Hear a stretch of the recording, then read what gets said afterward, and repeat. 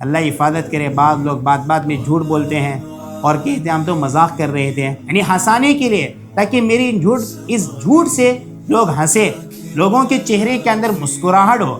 ایسے کوئی کہے کہ ماشاءاللہ میں جا رہا تھا، مجھے اچانک پرائم منسٹر کا فون آیا، یہ جھوٹ ہے، ہنسانے کے لیے، تو یہ بھی شریعت میں جائز نہیں ہے۔ اللہ کے نبی صلی اللہ علیہ وسلم نے فرمایا 3 مرتبہ اس کے لیے ہلاکت ہے، ویل کا لفظ 3 مرتبہ لایا، ان کے لیے بربادی ہے، بربادی ہے، بربادی ہے جو کسی کو ہنسانے کے لیے جھوٹ بولے۔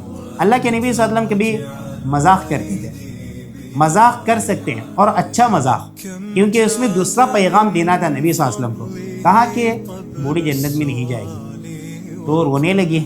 تو صلی اللہ علیہ وسلم نے پوچھا کیوں رو رہی ہو؟ کہا کہ آپ نے کہا کہ میں جنت میں نہیں جاؤں گی۔ کہا کہ میں نے کہا کہ بوڑھی جنت میں نہیں جائے گی، کیونکہ جنت میں سب کو اللہ جوان کر کے داخل کرے گا۔ تو نبی صلی اللہ علیہ وسلم مذاق کرتے تھے، لیکن مذاق میں جھوٹ نہیں بولتے تھے۔ تو آج سے ہم ارادہ کریں، ہم نہ کسی کو ہنسانے کے لیے جھوٹ بولیں گے، نہ مذاق میں جھوٹ بولیں گے۔